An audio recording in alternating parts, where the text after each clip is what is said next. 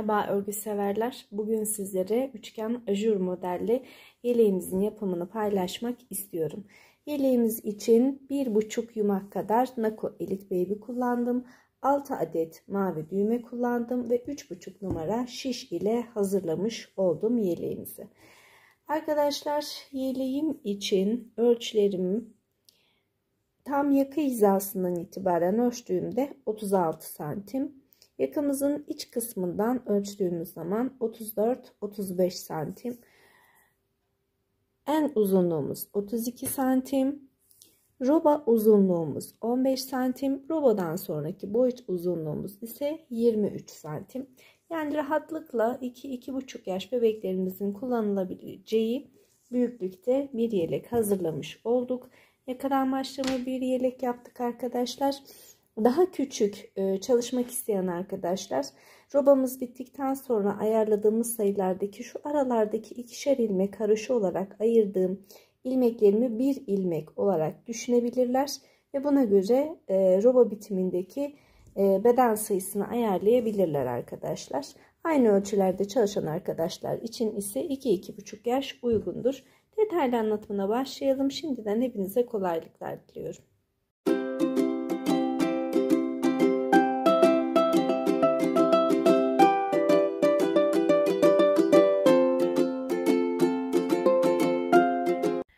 Evet örgü severler, artık yeleğimizi anlatmaya başlayabiliriz. Şık görünen ve çok kolay yapımı, çok kolay olan bir yelek modelimiz.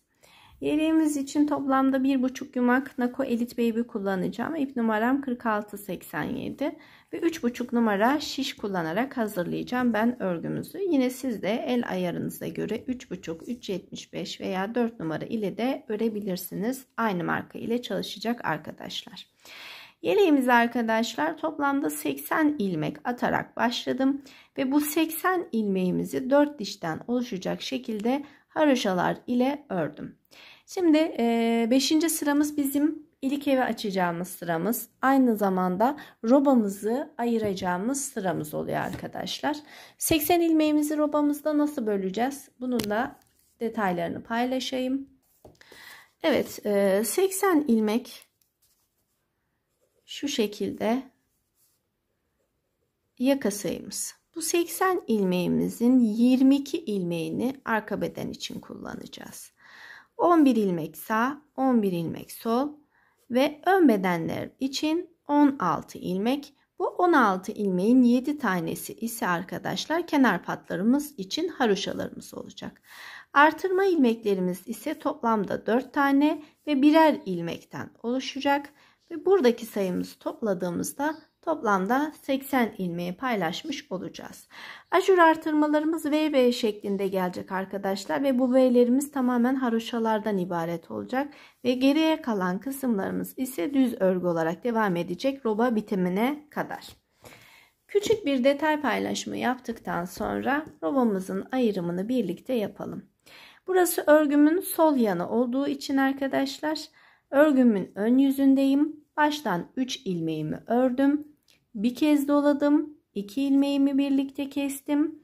Ve böylelikle birinci ilikevimi açtım. Her 11 diş haroşa arayla 12. sıraya başlarken ilikevi açmaya devam edeceğim. Şimdi 2 ilmek daha örüyorum. 3, 6, 7. 7 ilmek haroşam kenar patlarımız için kullanmış olduğumuz ilmek sayımız. 8, 9, 10, 11, 12, 13, 14, 15, 16. 16'ya tamamladım. Bu 16 ilmeğin 7 ilmeği haroşa, geriye kalan ilmeklerimi ise düz olarak ördüm. Şimdi bir kez burada doluyorum arkadaşlar. Bu benim artırma ilmeğim. Doladıktan sonra bir ilmeğimi haroşa tekniğimle örüyorum. Ön yüze haroşa düşecek şekilde örmemiz gerekiyor bu ilmeği. Tekniğiniz farklı olsa bile bu ilmeğimizin ön yüze haroşa düşecek şekilde kendi tekniğinize göre örmeniz gerekiyor. Bir ilmeğimi ördükten sonra tekrar dolamamı yaptım. Bir artırma ilmeği kullandım. Şimdi tekrar saymaya başlıyorum. 1, 2, 3, 4, 5, 6, 7, 8, 9, 10, 11 kol ilmeklerim. 11 adet kol ilmeğimi kullandım. Doladım. Bir ilmek haroşa, doladım ve arka bedenin düzlerine başlıyorum. 1, 2, 3, 4, 5, 6, 7, 8, 9, 10, 11, 12, 13, 14, 15, 16, 17, 18, 19, 20, 21, 22. Doladım. Bir ilmek haroşa. Doladım. Kol ilmeklerime başlıyorum. 2, 3, 4, 5, 6, 7, 8, 9, 10, 11 ilmeğimi ördüm, doladım, bir ilmek haroşa. Doladım, 1, 2, 3, 4, 5, 6, 7, 8, 9 ilmek düzüm ördüm. Geriye kalan yan patlarımız için 7 ilmek haroşam ile sıramın sonuna gelmiş oldum. Örgümde arka tarafa dönüyorum.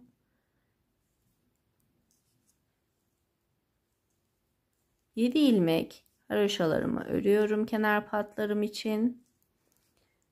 1, 2, 3, 4, 5, 6, 7, 8, 9. Şimdi 9 ilmek tersimi ördüm arkadaşlar arka tarafta. Şimdi örgüme bakıyorum. 2 tane artırma ilmeğim var.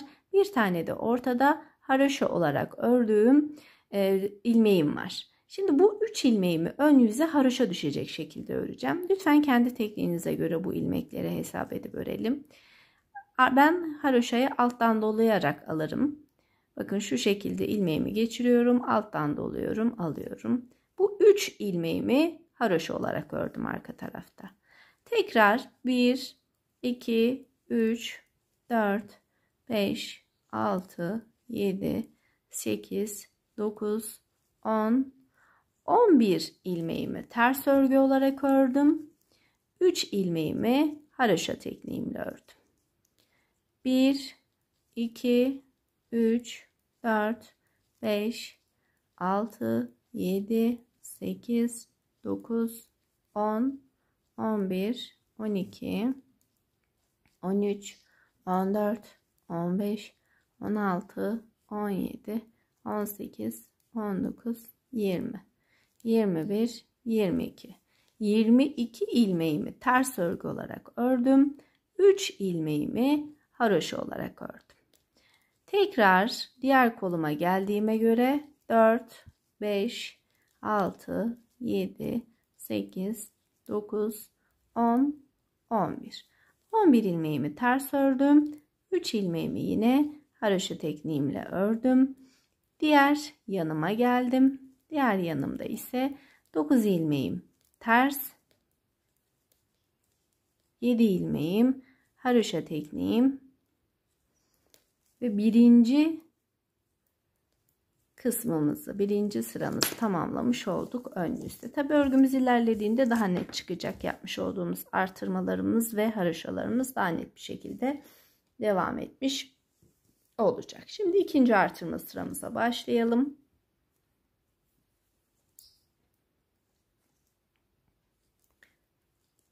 Yine baştan 7 ilmek haroşamı örüyorum. Şimdi düzlerimle devam ediyorum. 2, 3, 4, 5, 6, 7, 8, 9. 9 düzümü ördüm arkadaşlar. 7 ilmek haroşa, 9 düzümü ördüm. Doladım. 3 ilmek haroşamı ördüm ortada. Tekrar doladım. Yani V şeklinde açacağı için bir önceki sırada 1 ilmekti. Şimdi 3 ilmek haroşamızı ördük. Doladık. Tekrar 11 ilmek düzümü örüyorum.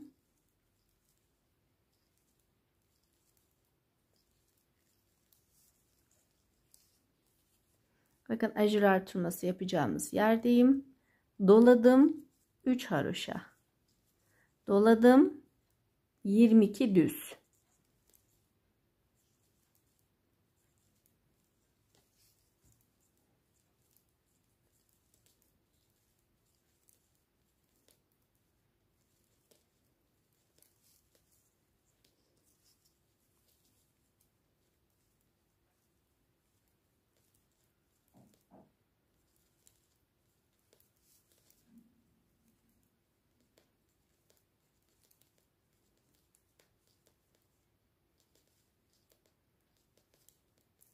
Tekrar artırma yerine geldik. 22 düzden sonra doladım.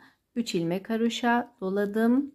1, 2, 3, 4, 5, 6, 7, 8, 9, 10 ve 11 düzü ördüm. Doladım. 3 ilmek haroşa doladım. 9 ilmek düz.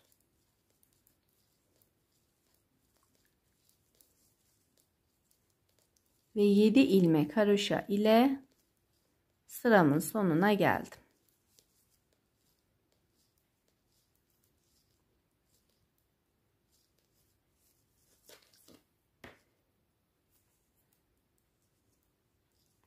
Arka kısımda yine ilk ilmeğimi örmeden aldıktan sonra 7 ilmek haroşaya tamamlıyorum.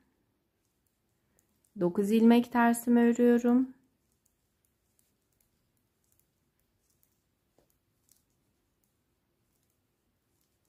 Bakın artırma ilmeklerime geldim. Dolamış olduğum ilmeklerim. Doladığım ilmeğimi haroşa, ortada 3 ilmek haroşa, tekrar doladığım ilmeği haroşa yaparak buradaki ilmek sayımı 5'e çıkardım. Yine arada kola geldiğim için 11 ilmek ters örüyorum.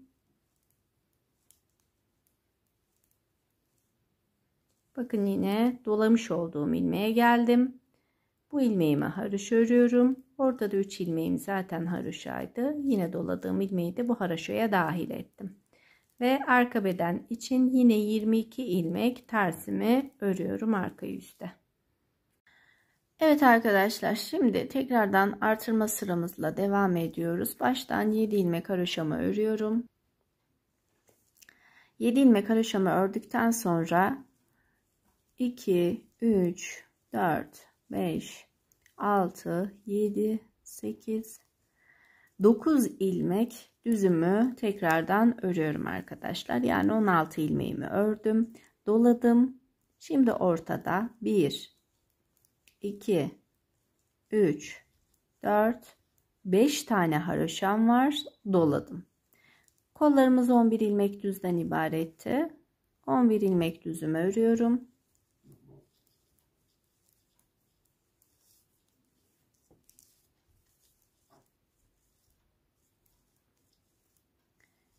Gördüğünüz gibi tekrar doluyorum. 1, 2, 3, 4, 5. 5 ilmek haroşamı ördükten sonra tekrar doladım. Arka bedene başladım. 22 ilmek düzden örüyorum.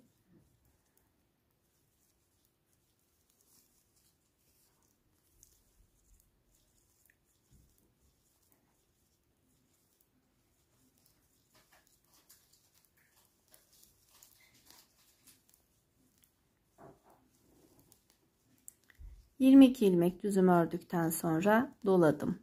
5 ilmek haroşamı ördüm. Doladım. Diğer kol bedenimize başlıyoruz. 11 ilmek düzden oluşuyor.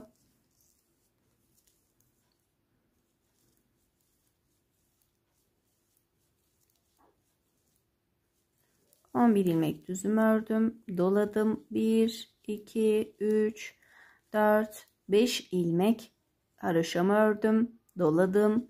Yine 9 ilmek düzümü ördüm.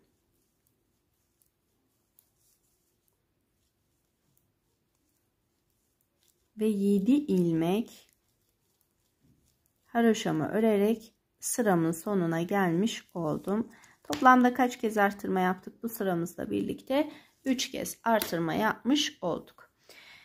Şimdi örgümüzde tekrardan 1, 2, 3, 4, 5, 6 ve 7 ilmek kenar patlarımı ördüm arkadaşlar. Şimdi ters örgümlerime başlıyorum. 9 ilmek ters. Bakın ajur artırmama geldim. Şimdi bu ajur artırmalarımı da ortadaki haroşama dahil edeceğim için 7 ilmek haroşa örmem gerekiyor. Artırma ilmeğim 1, 2, 3, 4, 5, 6, gördüğünüz gibi bir dolamamla birlikte 7. 7 ilmek haroşamı ördüm. 11 ilmek ters.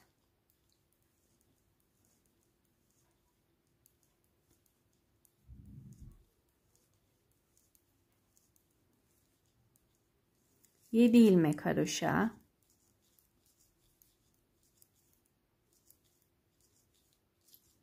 22 ilmek ters.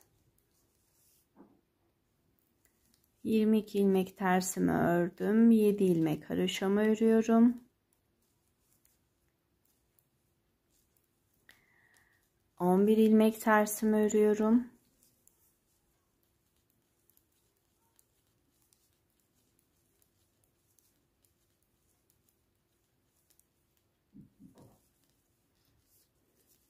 Yedi ilmek haroşamı örüyorum.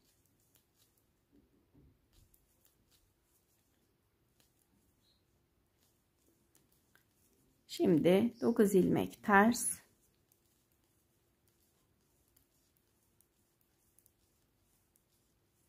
Ve 7 ilmek haroşa ile sıramın sonuna gelmiş oldum.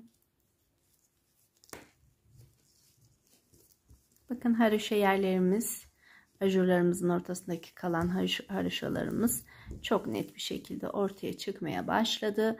Yani ajurlarımızın, artırma yerlerimizin ortası haroşa, geri kalan örgülerimiz düz olarak devam edecek. Ve bu artırmalarımız 4'er artırmadan ibaret olacak. Her 4'ten sonra ilk baştaki bir ilmek haroşayla tekrardan üçgenlerimizi oluşturmaya başlayacağız. Şimdi 4. ve ilk artırma kısmımızın son sırasındayız aslında. 7 ilmek haroşamı ördükten sonra 9 ilmek düzümü örüyorum ve doluyorum. Ortada 1, 2, 3, 4, 5, 6, 7 ilmek haroşamı örüyorum, doluyorum. 11 ilmek düzümü örüyorum.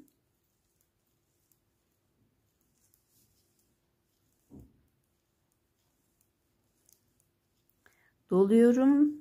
Doladıktan sonra 7 ilmek haroşamı örüyorum. Doluyorum. 22 ilmek düzümü örüyorum. Evet, düzlerimi ördükten sonra doladım. 1,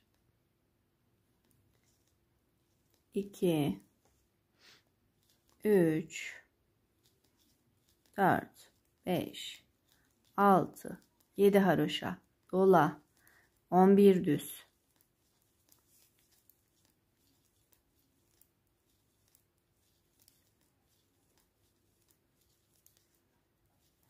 Dola, 1, 2, 3, 4, 5, 6, 7 haroşa, dola, 9 düz ve 7 haroşa ile sıramızın başına gelelim. Arkaya dönüyoruz. Kenar patımız, haroşamızı yine örüyoruz.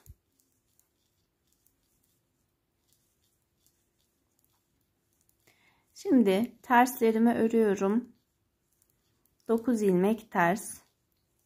Bu kez ortadaki haroşam kaç ilmek oldu? 9 ilmek haroşa. Artırdığım için. Bakın, artırma ilmeğimi de haroşa olarak örüyorum. Sonra 11 ilmek ters örüyorum.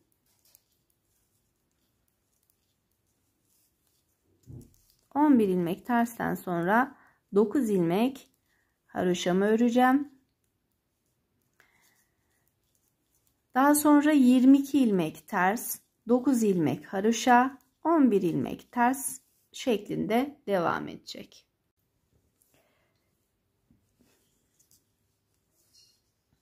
Evet arkadaşlar, gördüğünüz gibi 1, 2, 3, 4 kez artırmalarımızı yaptık. Orta kısımlarımız haroşa, kenar kısımlarımız düz bir şekilde birinci kısmımızı tamamlamış olduk. Artırmalarımız devam ederken ikinci bölümümüze başlıyorum.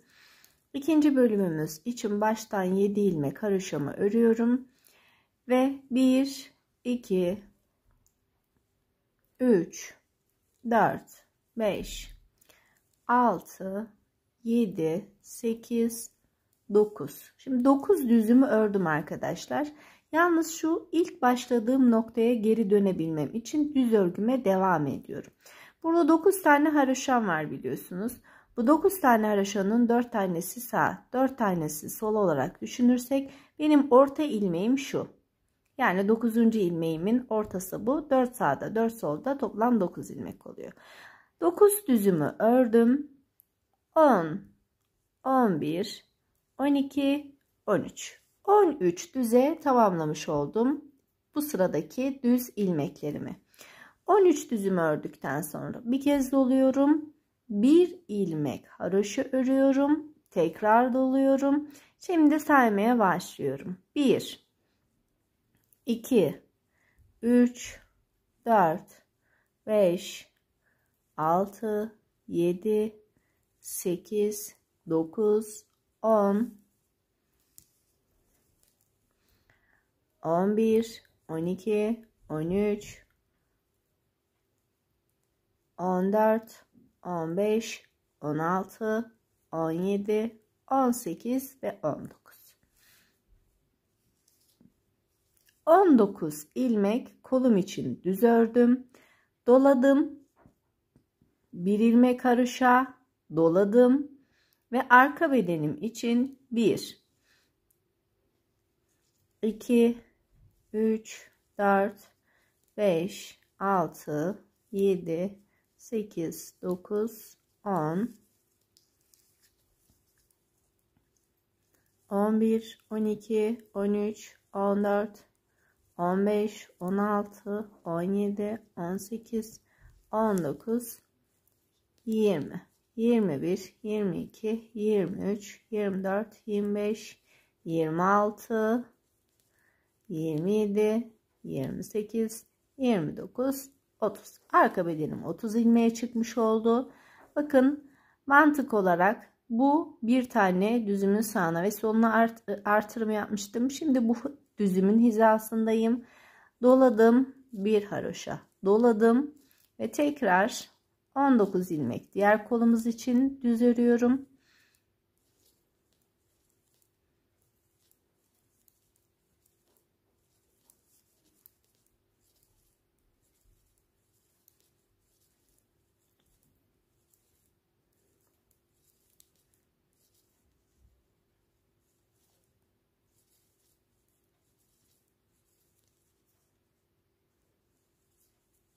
Doladım.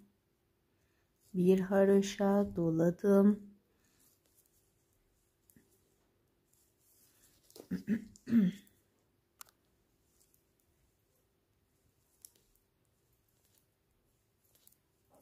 On üç düz.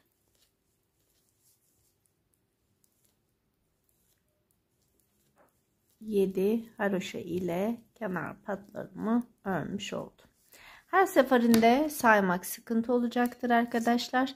Bunun için mantığımız üçgen olarak oluşturmuş olduğumuz ajurumuzun ortası 9 ilmeğe çıktığında bir sonraki sırada bir ilmek ortada haroşa ilmeklerimizden, diğer 4 ilmek sağda 4 ilmek solda olarak ajurlarımızı tekrar baştan başlatıyoruz. Şu başlangıç ipimi düzeltelim. Şimdi bu sırayı son kez sayacağım. Bundan sonra saymayacağım. Modelin gelişine göre ayarlamamı yapacağım. 7 ilmek haroşadan sonra burada benim 13 ilmek ters örmem gerekiyor. 4, 5, 6, 7, 8, 9, 10, 11, 12, 13. Bakın 13 ilmek ters ördüğümde zaten ajur çalışması yapmış olduğum yere geliyorum. Doladığım ilmek haroşa, ortadaki ilmek haroşa, kenarındaki ilmek haroşa ve tekrardan kol ilmeğime başlamış oluyorum. Kol ilmeğimde yine 19 ilmek tersimi örüyorum.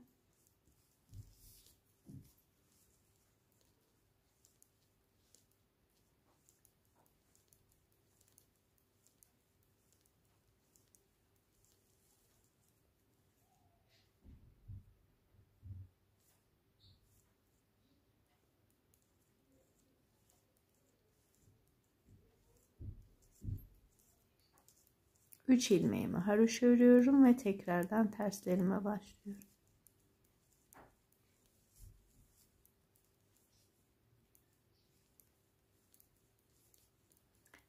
Arka beden sayımız 30 ilmeğe çıkmıştı. Şu an 30 ilmek benim ters örmem gerekiyor.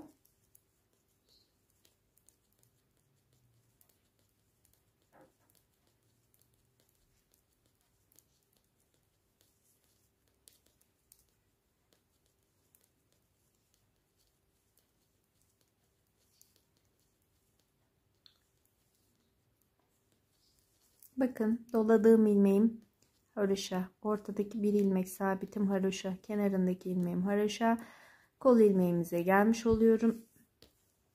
Kol ilmeğimiz 19 ilmeğe çıkmıştı.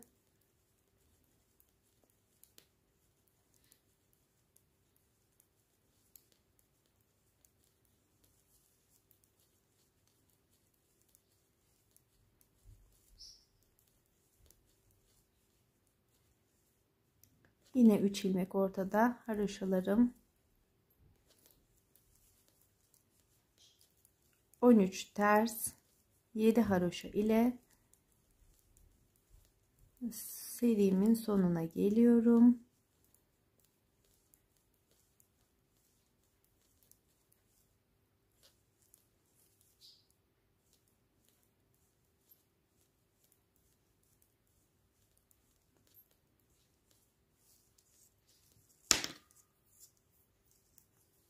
Tekrardan başa dönüyorum. Bakın artık saymayacağım. Saymadan nasıl örüyorum? Kenar patımı ördükten sonra düz ilmeklerime başlıyorum. Düz ilmeklerimi artırma yapacağım ilmeğime kadar devam ettiriyorum. Dolayacağım ilmeğim gayet net belli. Bakın düzümün bittiği ve haroşamın başladığı bu 3 ilmeğim çok net belli. Şimdi bu 3 ilmeğimin sağına bir dolama yapıyorum. Ortada 3 ilmeğimi haroşa örüyorum. Soluna bir dolama yapıyorum.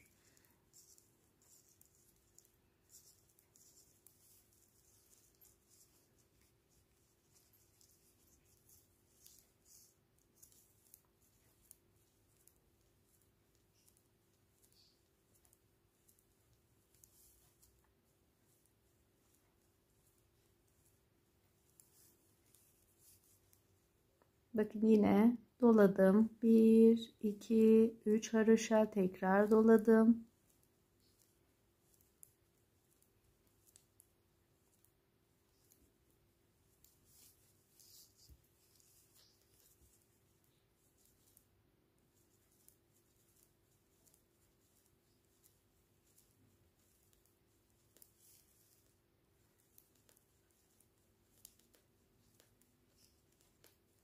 Arka bedendeki düzlerimi örüyorum.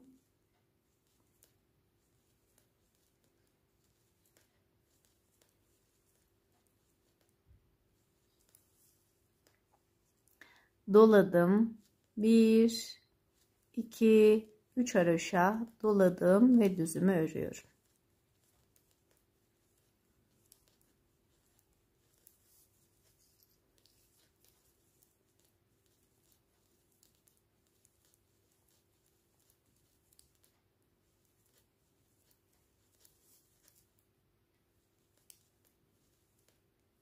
Ve yeniden doladım. 3 haroşa doladım. Kenar ilmeklerimi, düzlerimi örüyorum. 13 düz.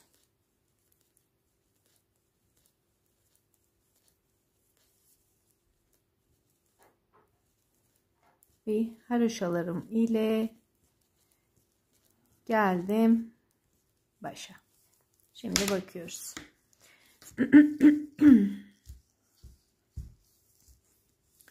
Mantığını gayet net anladınız arkadaşlar. Bu üçgen haroşalarımız 9 ilmeğe çıktığında tekrar birinci kısımdaki başlangıca dönüyorum. Ortada bir ilmek sabit haroşam. Sağından solundan artırmaya başlıyorum. 1, 3, 5, 7, 9 şeklinde devam ediyor. Üçgen şeklinde. Yine 9 ilmeğe ulaştığımda üçlü kısma dönüyorum. Her seferinde öndeki koldaki ilmekleri saymak yorucu olacaktır. Bunun için sadece haroşalarımızın ortasını ve ajurlarımızın üçgen devam edeceği kısımları takip ettiğimizde sayımız da kendiliğinden büyüyecektir.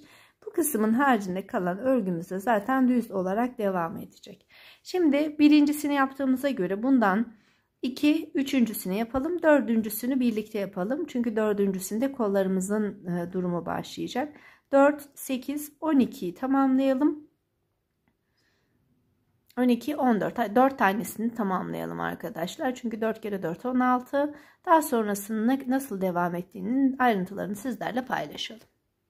Evet arkadaşlar, şimdi örgüm büyüdüğü için şişime tabii ki biraz sığmıyor. Şu kenar kısmından son halini sizlerle paylaşayım. Gördüğünüz gibi 4 tane 4'er artırmadan üçgenlerimizi oluştuk ve toplamda 16 kez artırmış olduk.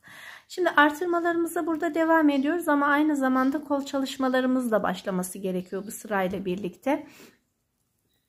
Bunun için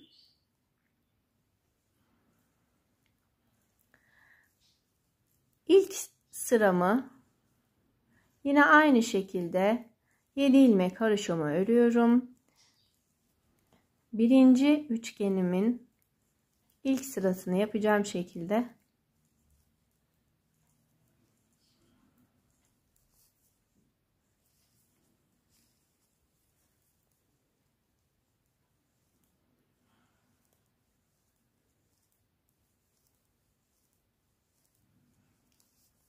dördüncü artırmam bittiği yer sayıyorum. Şimdi 1, 2, 3, 4 tane düz ördüm, doladım, bir ilmek haroşa, doladım.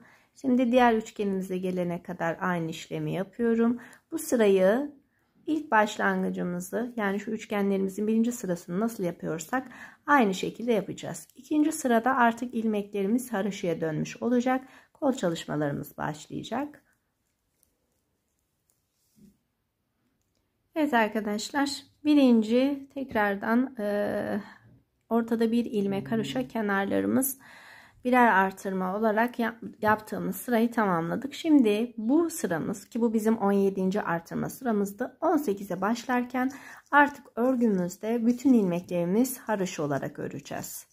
Böylelikle hem kolumuzun oluşturmuş olacağız hem artırmalarımızda 2 sıra daha devam edecek. 18. artırma sırasında bütün ilmeklerimi haroşa olarak örüyorum. Artırmalarıma da devam ediyorum ayrıca. Şimdi haroşamı aldım. Artırmamı nasıl yapacağım onu da göstereyim. Haroşa tekniğine başladık. 18. artırma sıramda. Bakın. Tam ajurlu kısmımıza geldik. Haroşalarımı ördüm, doladım. Ortada 3 ilmek haroşamı ördüm. Gördüğünüz gibi tekrar doladım ve tekrar haroşa olarak ilmeklerime devam ediyorum. 18'i de bu şekilde öreceğiz arkadaşlar, arttırarak. 19'u da bu şekilde artırmamız devam ederek hem haroşa hem artırma yapacağız. 20. sıraya geçtiğimizde artırma yapmadan sadece bir sıra boyunda haroşa öreceğiz. Şimdi 18 ve 19'u artırma yaparak 20'yi de artırma yapmadan bir diş haroşa oluşacak şekilde örüp gelelim. Daha sonra kollarımızın kesimini birlikte yapalım. Kollarımızı kestikten sonra bedenimize nasıl başlıyoruz? Bedenimizde modelimizi nasıl kuruyoruz? Bunun detaylarını birlikte paylaşalım.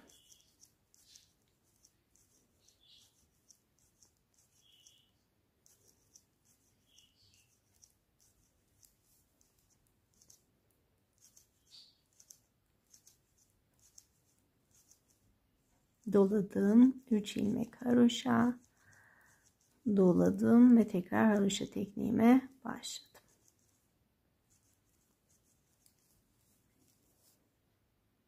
Evet örgü severler, kameramızı düzeltelim ve başlayalım artık robamızın finalini yapmaya. Toplamda 4, 8, 12, 16. 3 kez de birinci sırasını normal, diğer sıralarımız tamamen ilmeklerimiz haroşa olacak şekilde artırmaları da devam ederek 19 artırmaya tamamladık. 20. sıramızda ise herhangi bir artırma yapmadan sadece bir sıra boyunca bir diş olacak şekilde haroşalarımızı ördük.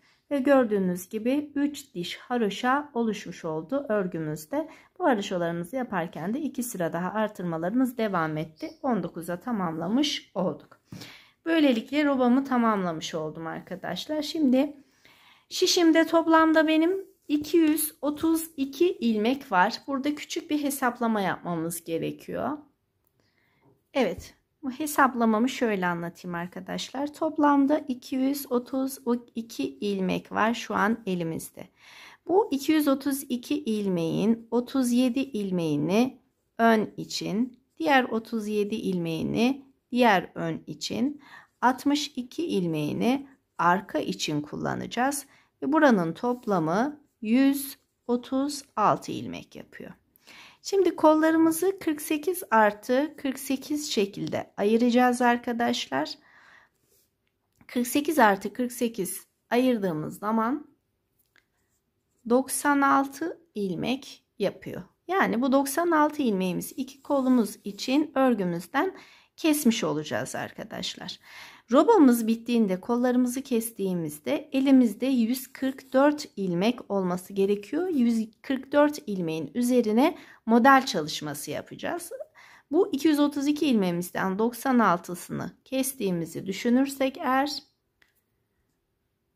136 ilmeğimizi 144 ilmeğe ulaştırmamız gerekiyor. Bunun için 4 buradan 4 buradan kol altlarına artırma yaparsak önlerimizi şu aralara 4'er ilmek kol altında artırma yaptığımız zaman robamız toplam 144 ilmeğe ulaşmış olur arkadaşlar.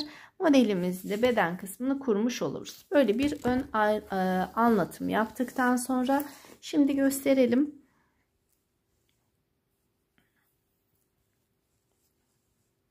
Baştan bir ilmeğimi alıyorum. 7 ilmeğim haroşa olarak devam ediyor. 3, 4, 5, 6, 7. Bu ilmeğimiz örgümüz bitene kadar zaten kenar patlarımız 7'şer ilmek devam edecek. Bu arada 2, 4, 6, 8, 10, 11. sırayı örüyorum. Bir sonraki sıra ilik evi açacağım. Bunu unutmamam gerekiyor.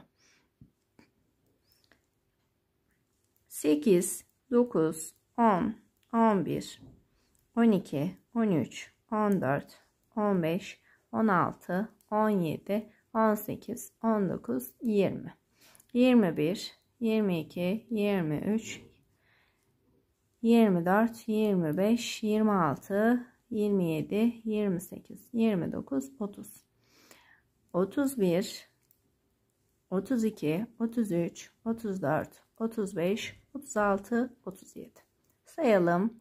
2, 4, 6, 8, 10, 12, 14, 16, 18, 20, 22, 24, 26, 28, 30, 33, 36, 37 ilmeğimizi ayırmış olduk.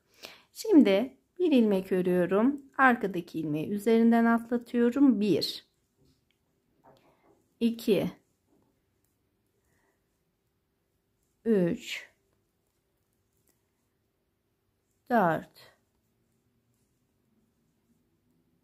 5. Evet, 47 ilmeğimi kestim. Şu da benim 48. ilmeğim. Kolumu 48 ilmek olarak kestim. Şimdi arka bedene başlıyorum burada arkadaşlar. Arka bedenimiz için toplamda 62 ilmek ayırmıştık.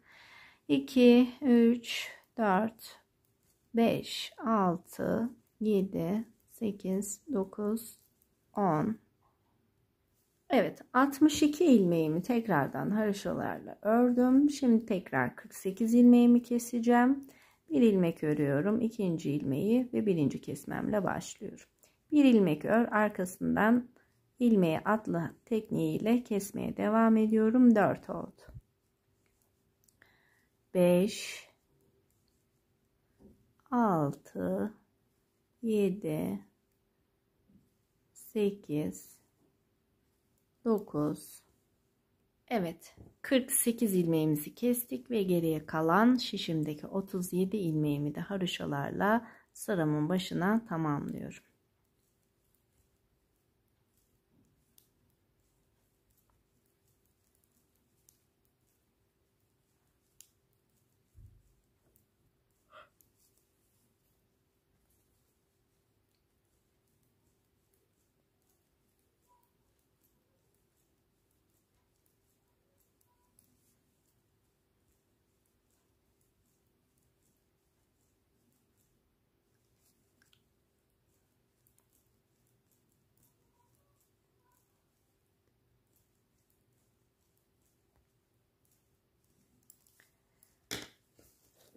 Şimdi örgümüzün bir son halini paylaşalım şöyle. Ne durumdayız bir bakalım. Evet, birinci robamız bitti. Şişimiz de biraz rahatladı. Örgümüzdeki 96 ilmeğin eksilmesiyle birlikte. Evet, son halimiz bu şekilde. Gördüğünüz gibi arkadaşlar roba çalışmamızı tamamlamış olduk. Şişimizde toplamda 144 ilmek olması gerektiğini paylaşmıştık sizlerle. 144 ilmeği tamamlayabilmemiz için kol altındaki artırmalarımızla örgümüze destek olmamız gerekiyor. Sizin elinizdeki sayı farklı çıkabilir. Daha az artırmış olabilirsiniz. Daha büyük bir çalışma yapmış olabilirsiniz arkadaşlar. Bunun hesabını ancak kol altındaki artırma sayımızla dengeleyebiliriz. Robamız bittiğinde elimizde 144 ilmeğimizin olması şart ki modelimizi kurabilelim. Arkadan dönüyorum şimdi. 37 ilmeğimi yine haroşa tekniğimle örüyorum.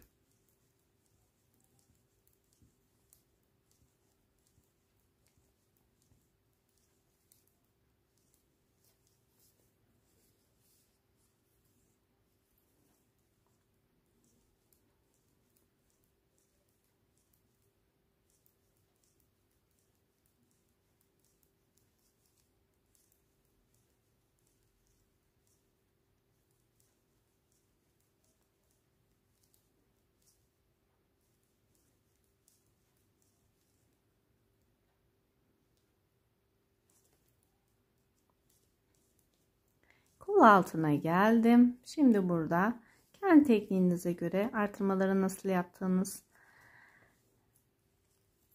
fark etmiyor. Ben şu şekilde birer ilmek dolayarak 1 2 3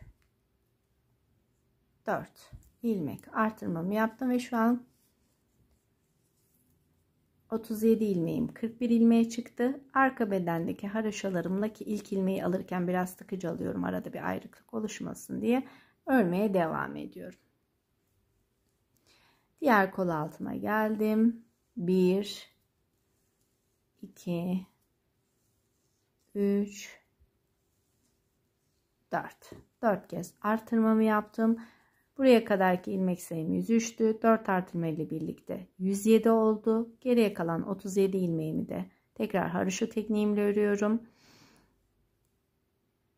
Haroşalarıma devam ettim ve 144 ilmeğimizi tamamlamış oldum. Şimdi artık robamızda bitirip kol altlarımızı tamamladığımıza göre beden çalışmamıza başlayabiliriz arkadaşlar. Bu sırası bizim aynı zamanda ilik evi çalışması yapacağımız sıramız. Baştan 3 ilmeği ördükten sonra örgüme bir kez doluyorum. 2 ilmeği birlikte alarak kesiyorum. Akabinde 2 ilmek daha haroşa örüyorum yan patım için. 7 ilmek haroşamı ördüm. 7 ilmek haroşamdan sonra takip eden ilk ilmeğim düz. Örgüm bitene kadar bu ilmeği düz olarak takip edeceğim arkadaşlar. Düz ördükten sonra şişime bir kez doluyorum. Sola doğru örgümde bir kesme yapıyorum. Daha sonra arada 1, 2, 3, 4, 5, 6, 7 ilmek sayıyorum. 7 ilmek düzümü ördükten sonra yine ilmeklerim düzgün düşsün diye bir ilmek yeri değiştiriyorum. Arkadakini öne, öndekini arkaya alarak bu 2 ilmeğimi birlikte kesiyorum. Kestikten sonra bir kez daha doluyorum ve arada 2 ilmeğim ön yüze haroşa düşecek şekilde örüyorum. 2 ilmek haroşamı ördüm. Tekrar başlıyorum. İlk önce bir kez doladım. Doladıktan sonra sol elime doğru bir kesim yaptım. Arada 1, 2, 3, 4, 5, 6, 7. 7 düz ilmek saydım. Daha sonra öndeki ilmeğimi arkaya, arkadaki ilmeğimi öne alarak bir çaprazlama yaptım. Ve bu 2 ilmeğimi birlikte alarak kestim. Kestikten sonra eksilen ilmeğim yerime gelsin diye doladım. Arada 2 ilmek haroşa ördüm. Doladım. Sola doğru kestim. Kestikten sonra 1, 2, 3, 4, 5, 6, 7. 7 düzümü ördüm. İlmeklerimi bir çaprazlama yaptım. Ve tekrardan kestim. Doladım. 2 ilmek haroşa.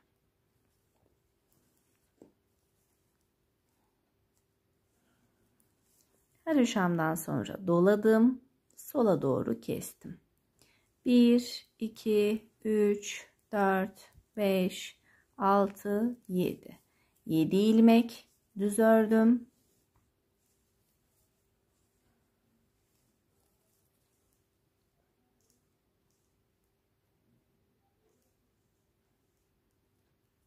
İki ilmeğimi birlikte alarak kestim. Kestikten sonra tekrar doladım. Doladıktan sonra 2 ilmek haroşa. 2 ilmek haroşa ördükten sonra tekrar doluyorum.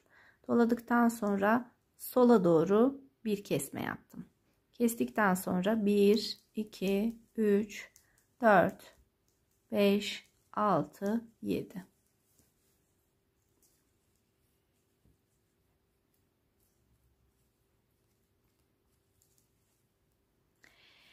Yedi ilmeğimi ördüm. Ördükten sonra tekrardan kestim, doladım, 2 ilmek haroşa. Doladım, kestim. 1, 2, 3, 4, 5, 6, 7. 7 ilmeği ördüm. Ördükten sonra yine ilmeklerimi düzenledim. Kestim, doladım, 2 ilmek haroşa. Doladım, kestim.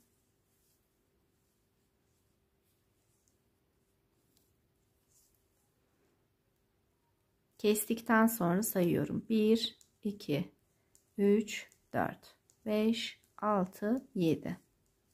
7 ilmeği ördükten sonra ilmeklerin yerini değiştiriyorum. Kesiyorum, doluyorum, 2 ilmek haroşa. Doluyorum, sola doğru kesiyorum. Sayıyorum. 1, 2,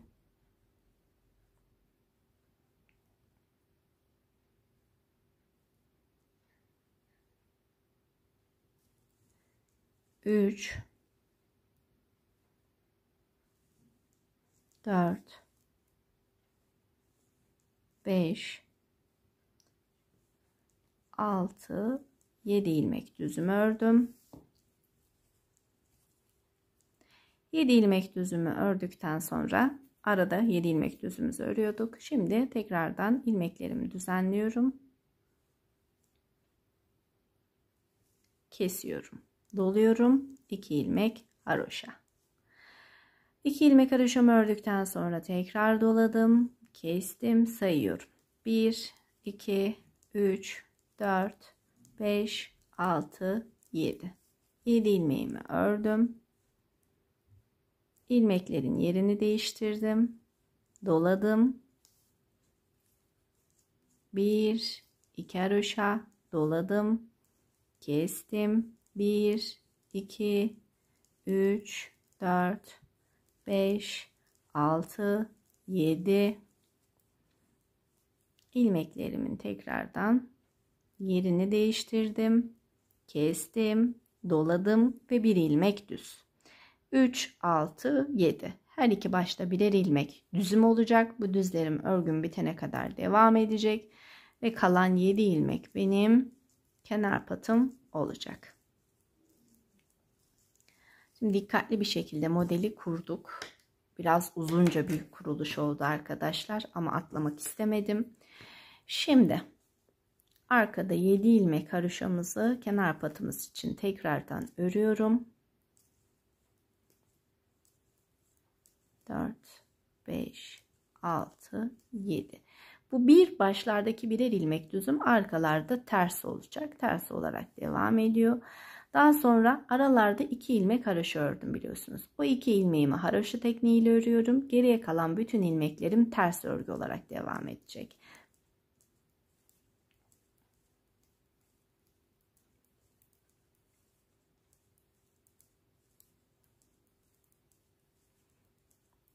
Doladığım ilmekleri de ters ördüm. Bu 2 ilmeğimi haroşa örüyorum. Araları ters örüyorum. 2 ilmeğimi haroşa örerek ön yüze dönüyorum.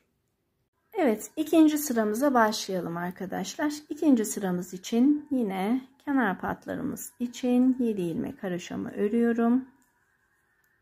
3, 5, 6, 7. Benim burada ipim bitti. Yeni ipime başlamak istiyorum. Yarım ipimi tamamlamıştım çünkü. Şöyle biraz uzunca alarak örgüme devam ediyorum yeni ipimle. Şimdi başlarda birer ilmek düzüm var demiştim. Bu sabit düzümü örüyorum arkadaşlar. Bu sabit düzümü ördükten sonra bir önceki sırada dolamış olduğum ilmeğim benim haroşa olarak devam edecek. Bir ilmeğimi haroşa tekniğimle örüyorum, doluyorum. Doladıktan sonra sola doğru kesmemi yapıyorum. Arada bu kez 1, 2, 3, 4, 5 ilmek düz örüyorum. 5 ilmek düz ördükten sonra ilmeklerimin yerini yeniden değiştiriyorum. Ve 2 ilmeğimi birlikte alarak bir kesme yapıyorum. Kestikten sonra doluyorum. Doladıktan sonra bu 2 haroşam kenardaki bir önceki sırada doladığım ilmekler de dahil olarak 4 haroşaya çıkıyor. 1, 2, 3, 4. 4 ilmek haroşamı ördüm. Şimdi tekrardan doluyorum. Sola doğru kesiyorum. 1, 2, 3, 4, 5 düz sayıyorum. İlmeklerimin yerini değiştirerek kesme yapıyorum. Sola tekrardan doluyorum. 4 ilmek haroşa örüyorum. İkinci sıramızdaki mantık da bu arkadaşlar. Şimdi bir kez daha göstermek istiyorum. 4 ilmek haroşadan sonra bir kez doluyorum. Sola doğru kesiyorum. 1, 2, 3, 4, 5 düz örüyorum. Şuradaki 2 ilmeği düzeltmek istiyorum keserken düzgün düşsün diye. Sonra bu 2 ilmeğimi birlikte alarak kesiyorum. Kestikten sonra doluyorum. Arada 4 ilmek haroşamı örerek 2 ilmek haroşamı 4'e çıkarmış oluyorum. Yeniden doladım. Kestim. 5 düz ördüm. Kestim.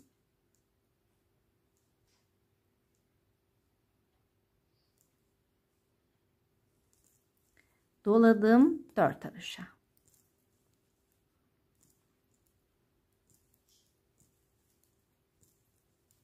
Bu sıramızda başa kadar bu şekilde ilerletelim. Evet, en son kesmemden sonra tekrar doluyorum. Bir ilmek haroşamı örüyorum. Bir ilmek düzümü örüyorum ve 7 ilmek haroşam ile sıramı tamamlıyorum. Dönüyorum arka beden kısmımıza. Arka beden kısmımızda ise 7 ilmek haroşamı örüyorum.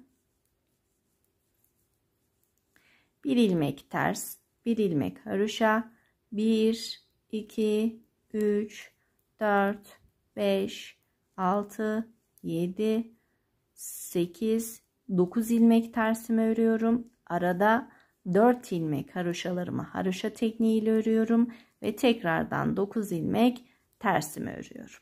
Yani arada 2 haroşalarımız 4'e çıkmış oldu. Geriye kalan ilmeklerimiz ters olarak öreceğiz. Sıramızın başına tekrardan geliyoruz ve 3. model sıramızı birlikte yeniden uygulayacağız.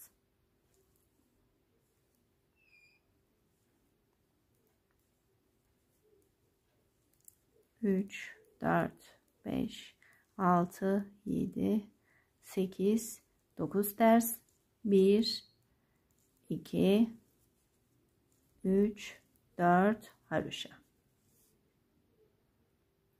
Evet örgü severler, bakın şöyle yakından gösterelim. Üçgenim belli oldu. Aradaki haroşalarım da artmaya devam etti.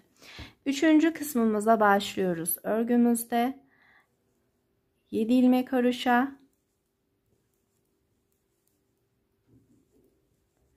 1 düz, arada bu kez 2 haroşa, 1 doladım, sola doğru kestim, 1, 2, 3 ilmek düzümü ördüm, ilmeklerimin yerini düzenleyerek tekrardan kestim, doladım, bu kez 1, 2, 3, 4, 5, 6.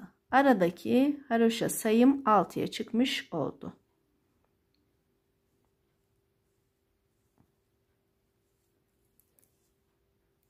Tekrar bakıyorum.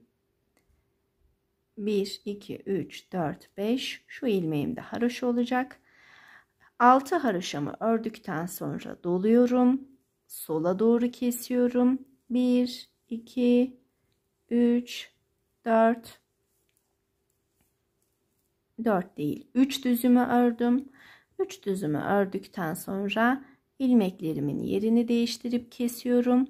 Kestikten sonra doluyorum ve tekrardan 1, 2, 3, 4, 5, 6 haroşamı örüyorum. 6 haroşamı ördükten sonra doladım, kestim. Arada 3 düzümü ördüm, kestim, doladım, 6 haroşa. 3. sıramızda bu şekilde devam ediyoruz arkadaşlar. Her seferinde haroşamız 2, 4, 6 gibi sayılarla artmaya devam ediyor. Evet, başa yaklaştık gördüğünüz gibi. 3 düzüm ördükten sonra kestim. Kestikten sonra doladım. Doladıktan sonra 2 ilmek haroşamı ördüm. 1 ilmek düzümü ördüm. 7 ilmek kenar pat haroşam ile sıramın başına gelmiş oldum. 3. model çalışma sıramız da bu şekildeydi arkadaşlar. Arkadan dönüşümüz ise 7 ilmek haroşa, 2, 3, 4, 5, 6, 7. 1 ters, 2 haroşa, 1, 2, 3, 4, 5, 6, 7. 7 tersimi örüyorum. Arada 1, 2, 3, 4, 5, 6 ilmek haroşamı örüyorum. 1, 2, 3, 4, 5, 6, 7 tersimi örüyorum. 6 haroşa tekniğimi uyguluyorum. Üçgen haroşalarımız büyüyor. Düz olarak kestiğimiz ilmeklerimiz ise küçülüyor. Şimdi 7 tersimi örüyorum.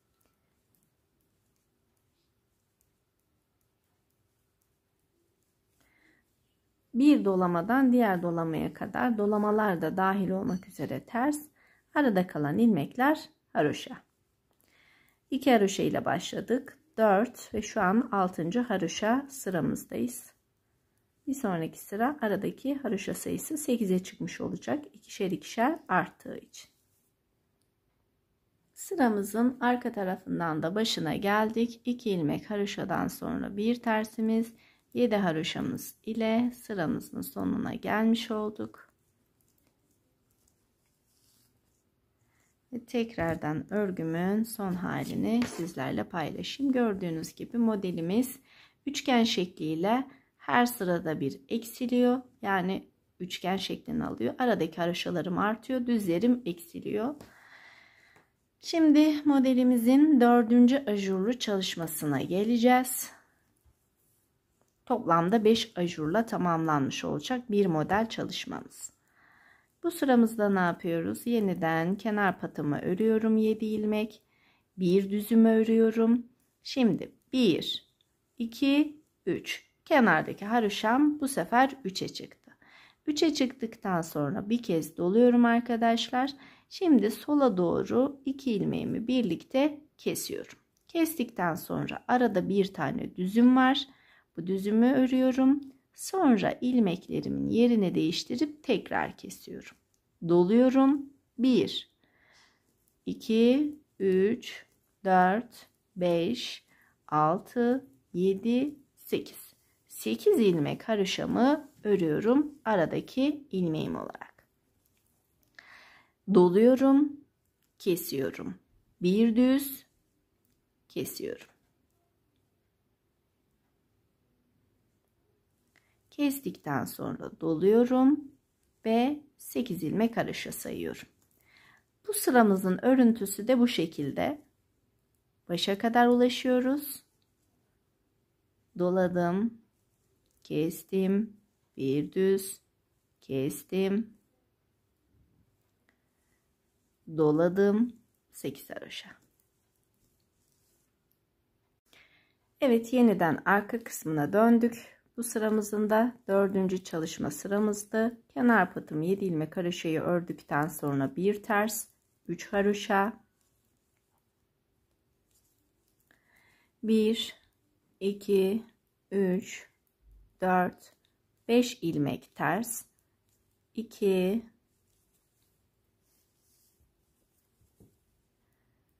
3, 4, 5, 6, 7, 8 haroşa. 1, 2, 3, 4 ve 5 ilmek ters. 1, 2, 3, 4, 5, 6, 7, 8 ilmek haroşa şeklinde başa kadar devam ediyoruz. Evet arkadaşlar, geldik model çalışmamızın son sırasına, yani birinci modelimizin son sırasına başlıyoruz. Bu sıramızda kenar patımızı ördükten sonra bir düzümüzü örüyoruz. 1, 2, 3, 4 haroşa, yani yarım haroşamızı oluşturmuş olduk. Burada bir kez doluyorum arkadaşlar. Şu 3 ilmeği birlikte alarak kesmem gerekiyor. Bunun için en sondaki 3. ilmeğimi şöyle başa alıyorum. Buradaki birleştirmem düzgün dursun diye. Ve bu 3 ilmeğimi birlikte alarak keseceğim arkadaşlar. Üçünü birlikte toplamış oluyorum. Tek ilmeğe düşürüyorum. Bakın, birleştirmesi düzgün dursun diye. Şimdi doluyorum. Arada 1, 2, 3, 4, 5, 6, 7, 8, 9, 10. 10 ilmek haroşamı ördüm. Doladım. Şu ilmeğimi bu 2 ilmeğimin üzerinden atlatacağım arkadaşlar. Şöyle birinci ilmeğim, ikinci ilmeğim, üçüncüsünü üstlerinden geçiriyorum ve bu üçünü birlikte alarak kesiyorum. Tek ilmeğe düşürdüm. Doladım.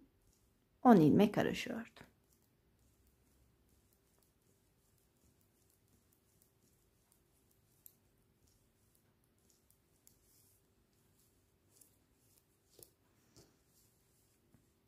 Bir kez daha göstermek istiyorum. Doluyorum.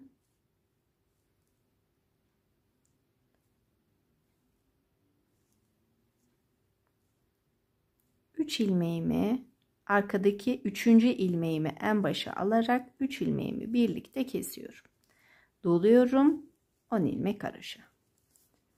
Şu birleştirmelerimiz düzgün dursun. Hani bitim noktaları düzgün dursun diye bu işlemi yapıyoruz. Başa kadar geldiğimde arkadaşlar artık arada 3 tane ters, 10 tane haroşa. 3 tane ters, 10 tane. Yani şu kavuşman doladığım ilmekler ters. Ortadaki bir ilmeğim ters. Bu üçü ters olarak örülecek. Arada 10 tane haroşa örülecek ve başa kadar tekrar geleceğiz. Ve bu bizim bitim sıramız. Tekrardan modelin ilk sırasına, birinci sırasına dönüp tekrardan model kurarak başlayacağız ve üçgenimizi tekrar oluşturacağız. Yani örgümüz bitene kadar üçgenlerimizi her 5 ajurlu model oluştuktan sonra başa dönerek yenileyeceğiz. Yeterli boy uzunluğuna ulaşana kadar.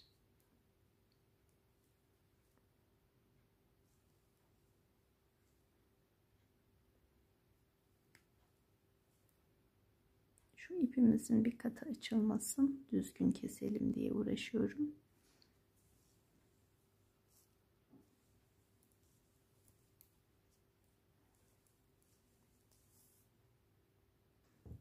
Evet, arka tarafına geliyoruz. Örgümüzün mantığını anladınız artık arkadaşlar. O bir düz ilmeğim arkada ters, yarım olan üçgenim 4 ilmek haroşa, ortada 3 ilmek ters, 10 ilmek haroşa ile birinci model kapanışını yapıyoruz. Evet örgü severler, gördüğünüz gibi birinci modelimizin finaline ulaşmış olduk. Şöyle son halini de yeleğimizin sizlerle paylaşayım. Ne yapıyoruz şimdi? Döndük tekrardan başa. Birinci model kurduğumuz sıranın başına. Bu sürekli tekrarlayacak arkadaşlar yeterli uzunluğa gelene kadar. İlk sıramızda ne yapmıştık hatırlarsanız? Kenar ilmeklerimizi ördükten sonra sabit olan bir ilmek düzümüzü örmüştüm. Bakın hatırlarsanız bir kez doladıktan sonra sola doğru bir kesme yapmıştım. Arada 1, 2, 3, 4, 5, 6, 7 ilmek düz ördüm. 7 ilmek düzden sonra ilmeklerimin yerini değiştirerek bir kesme yaptım. Bir doladım, 2 haroşa ördüm, bir doladım, sola doğru kestim. Sola doğru kestikten sonra arada 7 ilmek düz örmüştüm. 1, 2, 3, 4, 5, 6, 7. 7 ilmek düzden sonra ilmek yerini değiştirerek bir kesme yaptım. Doladım. 2 haroşa. Doladım. Sola yatırdım. Tekrar modelimizin birinci kurma sırasına başladık. Her seferinde bu üçgen bu şekilde devam edecek arkadaşlar. Bu üçgenlerimiz kat kat devam edecek. Ve model çalışmamız birbirinin üstüne gelmiş olacak. Doladıktan sonra kestim. Kestikten sonra 7 ilmek düz. 1, 2, 3, 4, 5, 6, 7. Sonra kesiyorum. Doluyorum. 2 haroşa. Doluyorum. Kesiyorum. 7 haroşa. 1, 2, 3,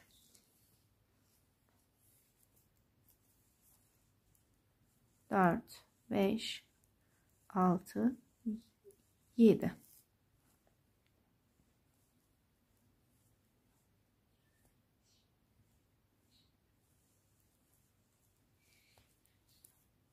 İki haroşa doladım, kestim, 7 düz.